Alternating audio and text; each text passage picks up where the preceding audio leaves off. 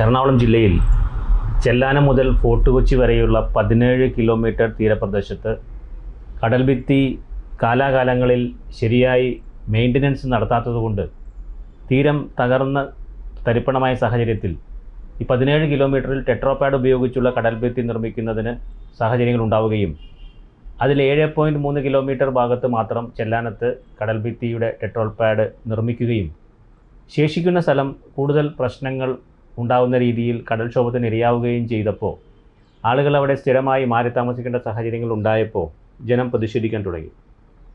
അങ്ങനെയുള്ള പ്രതിഷേധത്തിൻ്റെ ഭാഗമായി കുറേ വർഷങ്ങളായി അവരുന്നയിച്ചു വരുന്നൊരു കാര്യത്തിന് പരിഹാരമുണ്ടാകാതെ വന്നപ്പോൾ ആലപ്പുഴ രൂപതയുടെയും കൊച്ചി രൂപതയുടെയും വൈദികർ നിരാഹാരം അനുഷ്ഠിക്കുന്നതിന് തയ്യാറാവുകയും തങ്ങൾക്ക് വേണ്ടി വൈദികർ അനുഷ്ഠിക്കുന്ന നിരാഹാരത്തിന് അഭിവാദ്യം അർപ്പിക്കുന്നതിന് വേണ്ടി ഈ ജനങ്ങൾ തോപ്പുംപടിയിൽ കഴിഞ്ഞ ദിവസം ഇന്നലെ എത്തിച്ചേരുകയും ആ എത്തിച്ചേർന്നതിൻ്റെ അടിസ്ഥാനത്തിൽ ആളുകൾ വളരെ ഗൗരവത്തോടുകൂടി സ്വമേധയാ വന്നു ചേർന്ന് അവിടെ ഗതാഗത സ്തംഭനം ഉണ്ടാകുന്ന സാഹചര്യമുണ്ടായി.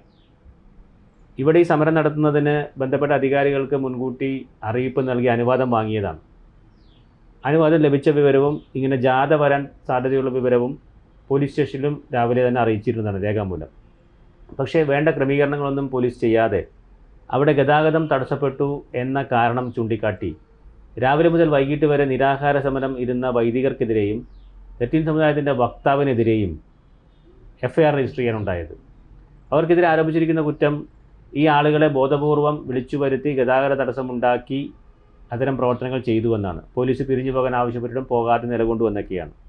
യഥാർത്ഥത്തിൽ ഇതൊരു കള്ളക്കേസാണെന്ന് പറയാൻ കാരണം ഈ ആളുകൾ രാവിലെ മുതൽ വൈകിട്ട് വരെ സമരപന്തലിൽ തന്നെ ഇരിക്കുകയാണ്. അവരൊരു ജാഥയിലും പങ്കെടുത്തിട്ടില്ല. അവർ ആരെയും വിളിച്ചു വരുത്തിയതുമല്ല.